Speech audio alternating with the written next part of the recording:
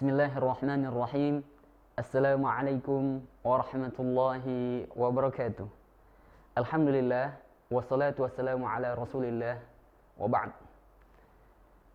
Para pemirsa dan sahabat milenial yang dirahmati oleh Allah subhanahu wa ta'ala, Alhamdulillah, bersyukur kepada Allah kita masih bisa bertemu lagi di dalam acara atau program yang sudah kita tunggu-tunggu, yaitu Bincang Bareng Generasi Milenial. Namun, di episode kali ini sedikit berbeda dengan episode sebelumnya, yang mana Ustadz kita yang biasanya menjadi host, kali ini menjadi narasumber utama. Namun tenang saja, karena hostnya kali ini juga masih tergolong milenial, jadi ibaratnya kita menukar, yang kemarin narasumbernya yang milenial, sekarang hostnya yang milenial. Bagus. Untuk tidak berlama-lama, langsung saja kita sapa narasumber kita. Assalamualaikum Ustaz. Waalaikumsalam warahmatullahi wabarakatuh. Bagaimana kabar Ustaz? Alhamdulillah, bikhair wa afiyah. Alhamdulillah, alhamdulillah. Ya. Tentu kita turut senang hati dengan kabar gembira, yaitu kesehatan, dan kita selalu mendoakan agar Allah memberikan kesehatan dan menjaga beliau di kehidupannya sehari-hari. Untuk kita semua insyaAllah. Untuk kita semuanya insyaAllah. Bagus. Untuk tidak berlama-lama lagi, kami sebutkan tema kita kali ini, yaitu bagaimana profil generasi milenial hebat. Nah, dan kali ini kita akan mengajukan beberapa pertanyaan langsung kepada narasumber kita.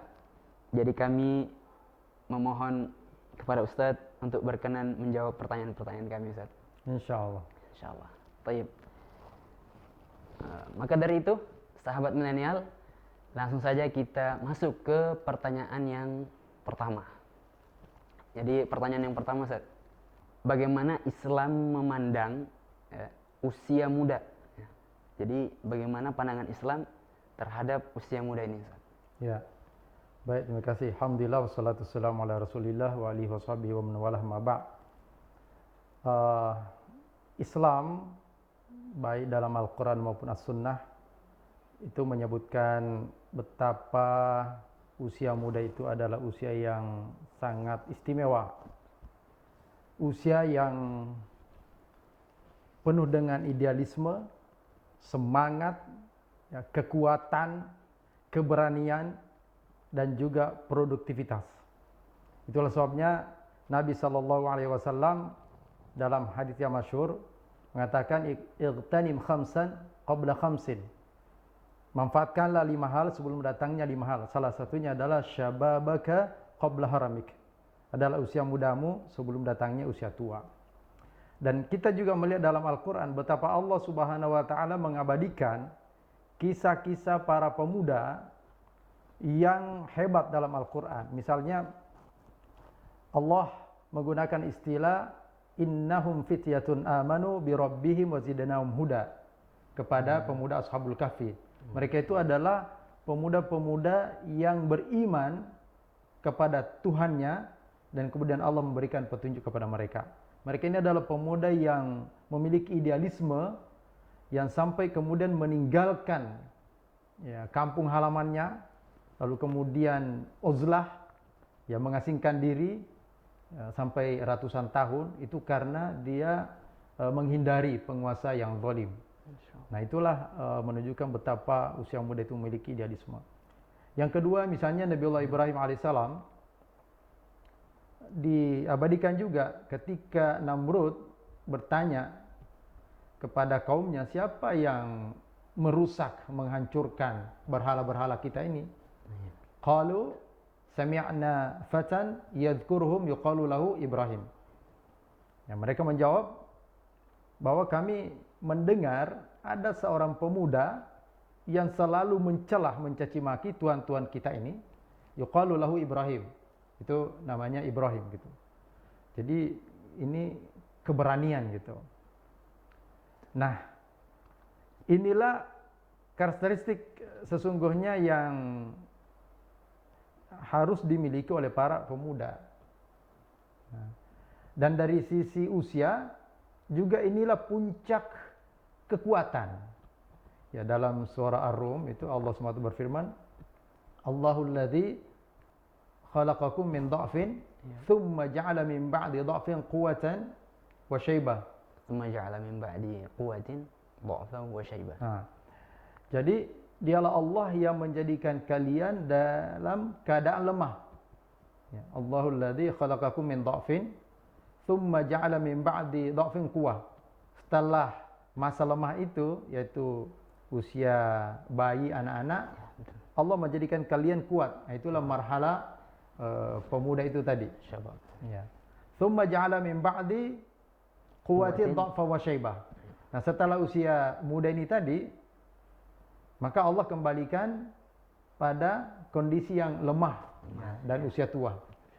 Nah, ini menunjukkan bahwa inilah masa-masa yang sangat-sangat istimewa, sangat ideal, sangat tepat untuk seseorang itu mencari jati dirinya, menggali potensi dirinya, mengisi waktu-waktu ya masa-masa pemuda ini dengan hal-hal yang produktif, yang bermanfaat, berupa pembinaan iman, keilmuan, ya, keterampilan, itu membangun kompetensi diri. Intinya inilah saat-saat untuk bisa meningkatkan kualitas diri kita. Nah, jadi ya, inilah khusus yang muda ini. Jadi ibarat perjalanan waktu 24 jam itu, masa pemuda itu pada saat matahari berada di tengah gitu. Jadi waktu-waktu duhur itu panas itu. Nah, potensi ini kalau tidak disalurkan itu akan berbahaya. Atau kalau dia tidak disalurkan dalam hal yang positif, maka dia akan tersalurkan pada hal yang negatif.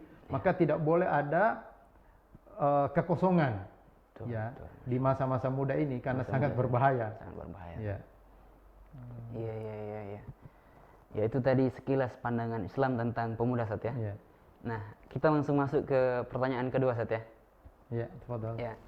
Jadi pertanyaan kedua yaitu apa saja potensi yang dimiliki oleh pemuda. Jadi potensi-potensi apa yang sebenarnya pemuda ini miliki. Ya, mungkin sebagian pemuda belum menyadari potensi dirinya. Bisa dijelaskan mungkin, Ustaz? Ya, baik. Jadi seperti yang saya jelaskan tadi bahwa semua potensi-potensi itu sesungguhnya ada atau menyatu pada usia muda itu. Ya. Secara fisik dia sangat kuat. Kemudian secara idealisme itu sangat tinggi dan memuncak. Ya. Karena dia tidak ada pikiran-pikiran pragmatis pada diri para pemuda itu sejatinya pemuda seperti itu.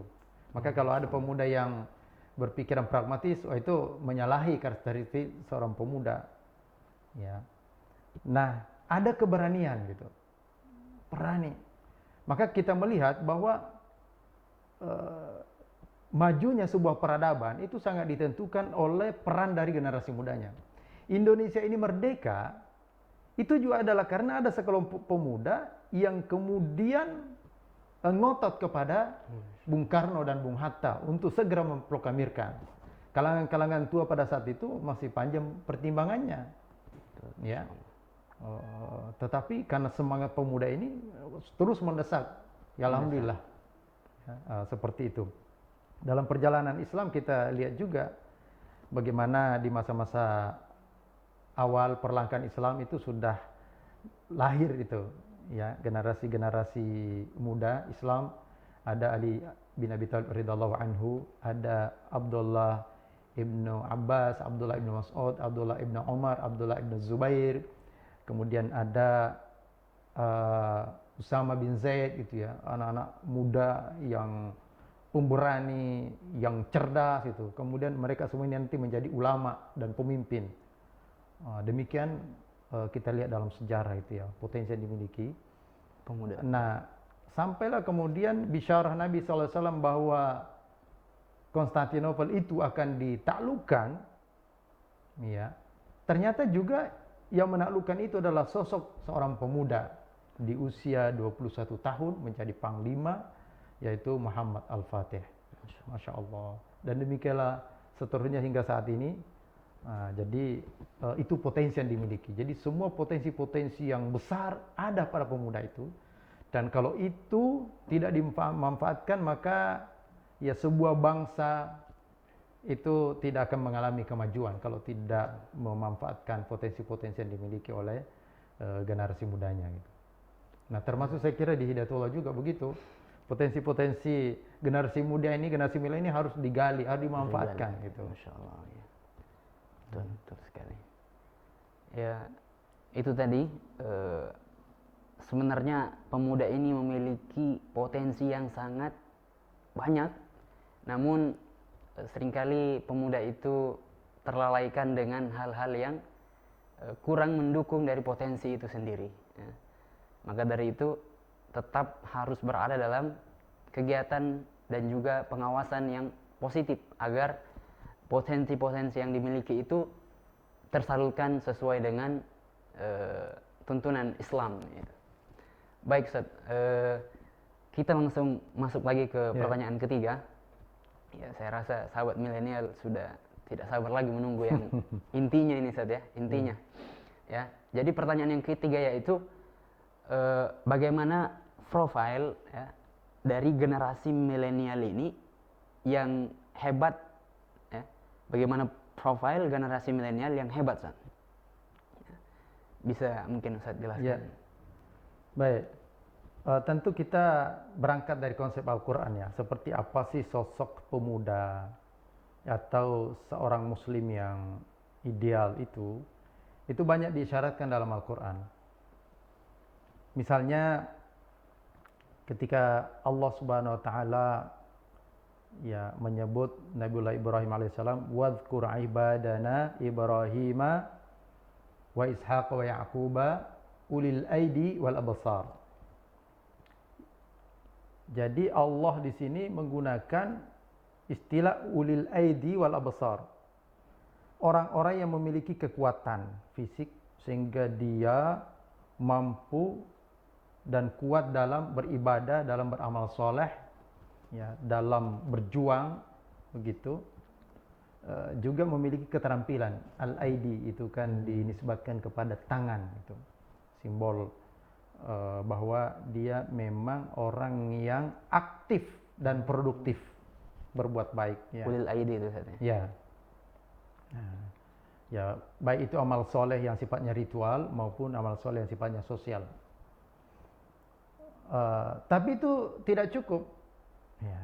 Orang yang memiliki kompetensi saja itu tidak cukup menjadi modal. Dia harus wal absar, ulil absar juga, menjadi orang-orang yang memiliki kemampuan berpikir, al-absar, memiliki visi, zatul uqul, memiliki wawasan dan kemampuan berpikir, memiliki visi yang jauh ke depan.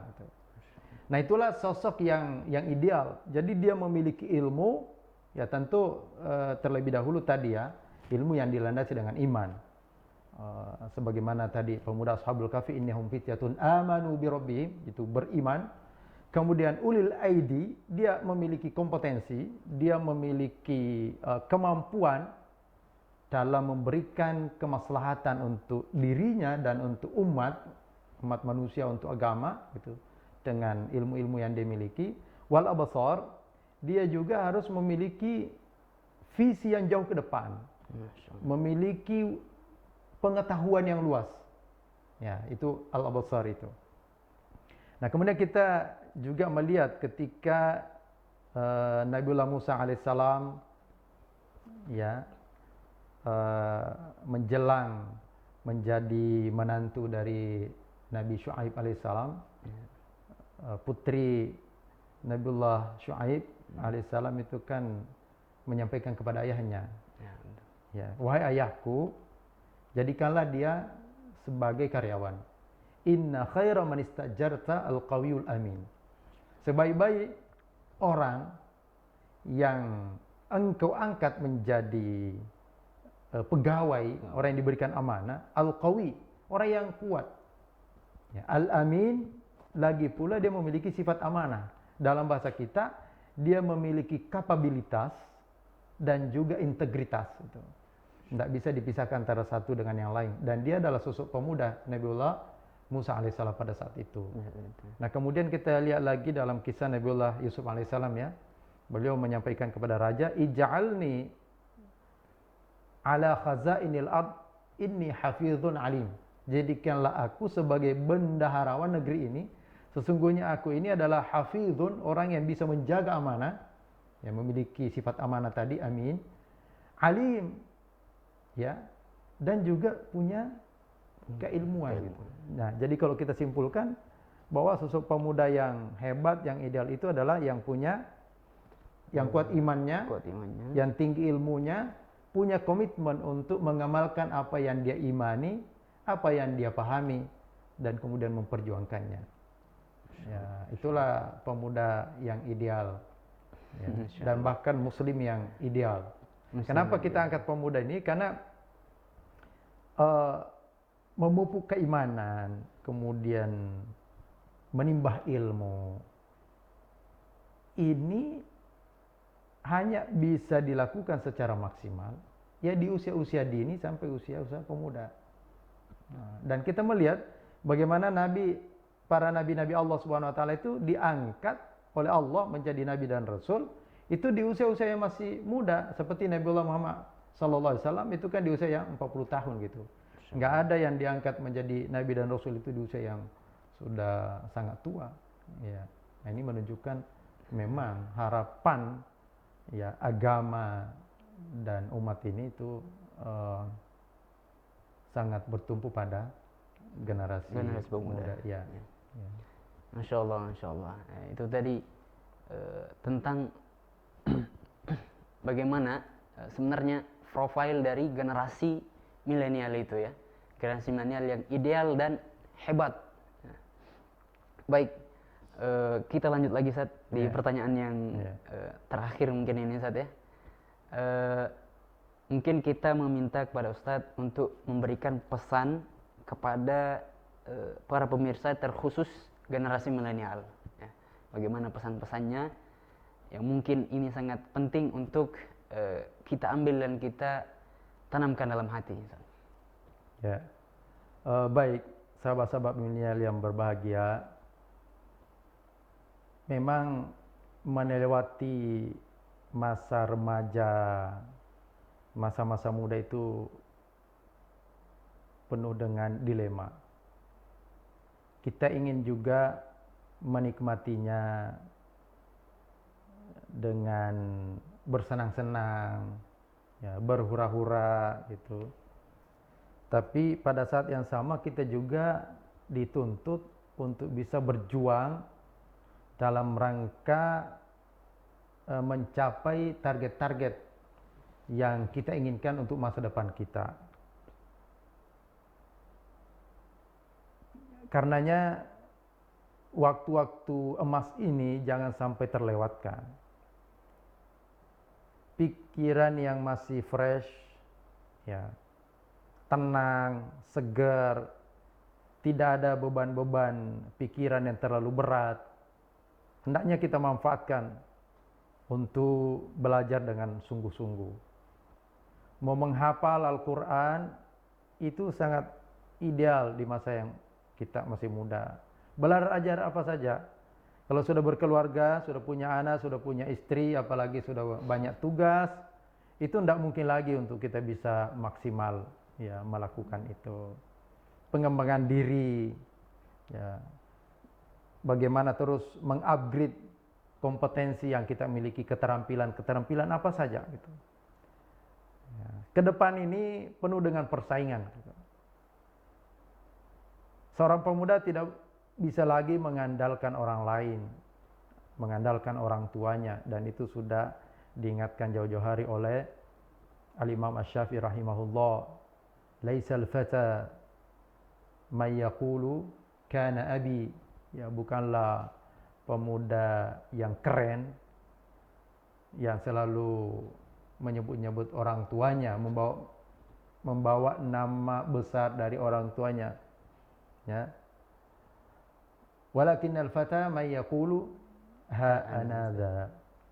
Jadi pemuda yang sejati itu, milenial keren itu adalah yang berani mengatakan inilah aku gitu. Aku tidak bergantung pada siapa-siapa. Ya, setelah Allah adalah kemampuanku. Ya, gitulah. Ya. Dan masa-masa ini memang sangat-sangat istimewa. Ya. Hampir tidak ada tantangan yang berarti di usia muda itu. Ya. Baik itu tantangan yang berupa material gitu, bersifat fisik maupun non fisik gitu. Karena jiwanya sangat kuat, pemuda itu bisa bertahan, ya, tidak makan berhari-hari begitu pada saat mereka menuntut ilmu, dan dia tidak terbebani dengan siapapun juga, hanya dengan dirinya gitu. Ya. Dan kita melihat para pemuda-pemuda idealis dahulu, mereka rela menderita untuk memperjuangkan sebuah idealisme. Inilah sesungguhnya yang harus dibangkitkan kembali gitu. Jangan sampai generasi muda ini kemudian sejak muda itu sudah berpikiran pragmatis. Ya. Dalam berjuang, dalam bekerja sudah hitungan materi. Orang-orang sukses di masa tua itu adalah orang-orang yang idealis di masa muda. Mereka dulu juga tidak berpikir itu. Mereka berpikir bagaimana dia bisa belajar, bagaimana dia bisa mengembangkan diri, bagaimana dia bisa memperkaya pengalaman, bagaimana dia bisa menumbuhkan, ya, ketahanan mental. Nah, jadi belum panjang pikirannya itu gitu. Nah, karena toh itu juga nanti akan terlewati. Nah, kalau sejak usia muda ini sudah terlalu panjang pikirannya, mau belajar yang dipikir itu bagaimana nanti living cost-nya, bagaimana uang kuliahnya gitu, dan orang tuanya tidak mampu, itu tidak akan terwujud. Itu mestinya dia sudah, saya akan bekerja sendiri untuk bisa menghidupi diri saya dalam menuntut ilmu misalnya gitu. Ketika dia bekerja mencari pengalaman, orientasinya bukan gaji, tapi bagaimana dia bisa menimba ilmu lebih banyak lagi, kemudian menambah pengalaman gitu, untuk lebih mematangkan dirinya nanti. Kalau ini dilewati, ya, dengan penuh perjuangan, maka insya Allah, ya, di masa berikutnya dia akan menjadi orang yang sukses, dalam artian benar-benar memiliki syakhsiyah yang dinanti-nantikan oleh umat untuk menjadi pemimpin, ya, yang akan memberikan keteladanan, memberikan bimbingan, ya, untuk diri, keluarga, dan juga untuk umat, insyaallah. Ya, jadi itu pada sesi yang lalu kita menukil satu nasihat Imam Syafi'i di akhir baitnya, zatul fata bil ilmi wat tuqa fa illam yakuna la'tibar bi dzatihi. Jadi eksistensi pemuda itu adalah ketika bisa memadukan antara iman dan ilmu, antara ketakwaan dan keilmuan itu. Kalau dua itu tidak ada, maka la'tibar dzatihi, enggak adalah artinya seorang pemuda itu. Terima kasih. Terima kasih banyak, Ustaz. Ya. Oh iya. Alhamdulillah, mungkin sampai di sini dulu sesi tanya jawab kita seputar profil generasi milenial yang ideal dan hebat. Sedikit kesimpulan dari kami sebagai host kali ini, yaitu memang seorang pemuda ini adalah sosok yang selalu dinanti-nantikan di setiap generasi. Maka dari itu, kalau elemen-elemen yang sudah disebutkan tadi tidak ada pada seorang pemuda, apa saja itu, yaitu keimanan tentunya, innahum fityatun amanu bi rabbihim wazidnahum huda, ya. Sebagai seorang pemuda yang beriman, maka itulah orang-orang yang ditolong oleh Allah Subhanahu wa taala. Kemudian yang kedua adalah keilmuan. Kalau tidak ada ilmu dan iman, maka seorang pemuda itu tidak dianggap keberadaannya. Sebagaimana syair dari imam kita, Imam Syafi'i, yang sudah disebutkan tadi, yaitu zatul fata bil ilmi wat tuqa. Kemudian yang ketiga adalah pengamalan dan perjuangan, ya. Jadi bagaimana seorang pemuda memiliki visi dan misi keumatan ini, ya. Kehadirannya membawa solusi, ya. Sebagaimana Nabiullah Muhammad di waktu mudanya, ketika permasalahan di kalangan para pembesar jahiliyah tentang Hajar Aswad itu, berebut siapakah yang ingin menaruh Hajar Aswad di Ka'bah, dan Nabi Muhammad datang sebagai solusi. Itulah peran pemuda sebenarnya dari yang kita ambil tadi. Dan masih banyak lagi yang para pemirsa bisa petik dan bisa diambil dari perbincangan yang sudah kita lakukan tadi. Baik, dari kami sebagai host tentu saja mengucapkan terima kasih yang sangat banyak kepada para pemirsa, terkhusus sahabat milenial yang terus bersama kami di acara Bincang Bareng Generasi Milenial. Tentu saja kami sebagai host banyak salah kata atau salah tingkah, dan kami mohon maaf yang sebesar-besarnya. Mungkin sekian dari kami, dan jangan lupa saksikan terus acara Bincang Bareng Generasi Milenial di episode berikutnya. Jazakumullahu khairan katsiran wa barakallahu fikum. Assalamualaikum warahmatullahi wabarakatuh. Waalaikumsalam warahmatullahi wabarakatuh.